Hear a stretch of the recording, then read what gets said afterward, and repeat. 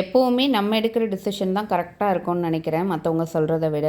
120 days weight loss சேலஞ்சில் டே 41 என்ன பண்ணேன்னு சொல்லி பார்க்கலாம். மார்னிங் எம்டி ஸ்டொமக்கில் வார்ம் வாட்டர் குடிச்சிட்டு ஓவர் நைட் சொக் பண்ணேன். பாதாம், கிரேப்ஸ், அத்திப்பழம் 2 வந்து எடுத்துக்கிட்டேன். இன்றைக்கி வந்துட்டு ஈஸியாக கொஞ்சம் டைம் சேவ் பண்ணலான்னு சொல்லிட்டு வெஜிடபிள் பிரியாணி பண்ணிவிட்டு ஆனியன் ரைத்தா வச்சிடலாம் அப்படின்னு சொல்லிட்டு தான் பிளான் பண்ணியிருந்தேன். சாப்பாட்டில் உப்பு செக் பண்ணப்போ எனக்கு உப்பும் தெரியல, உரப்பும் தெரியல. சரி நம்மளுக்கு தான் அப்படி தெரியுது போல இருக்குன்னு ஹஸ்பண்டை விட்டு செக் பண்ண சொன்னால் அவர் வந்து சுத்தமாக உப்பே இல்லை, இன்னும் கொஞ்சம் போடு அப்படின்னு சொல்லிட்டாரு.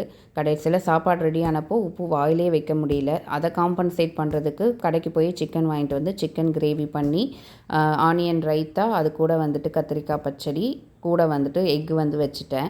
இவ்வளவும் பண்ணதுக்கப்புறம் தான் ஞாபகம் வந்துச்சு, சாப்பாடில் கொஞ்சமாக லெமன் ஜூஸ் விட்டுருந்தாலே வந்துட்டு உப்பு சரியாக இருக்கும் அப்படின்ட்டு. எது எப்படியோ ஈஸியாக பண்ணுறேன்னு சொல்லிட்டு கிட்டத்தட்ட ஒரு 1.5 மணி நேரம் வந்து கிச்சன்லேயே நிற்கிற மாதிரி ஆயிடுச்சு. காலையில் பிரேக்ஃபாஸ்ட் வந்து சாப்பிடல, ஒரே ஒரு ஆப்பிள் மட்டும் வந்து சாப்பிட்ருந்தேன். ஆஃப்டர்நூன் லன்ச் வந்துட்டு ஒரு 1 o'clock வந்து சாப்பிட்ருந்தேன்.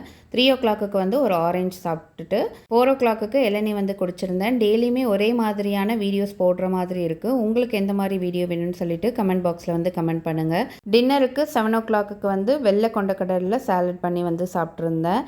இன்றைக்கி டே அவ்வளோதான். நாளைக்கு வீடியோவில் பார்க்கலாம். பாய்.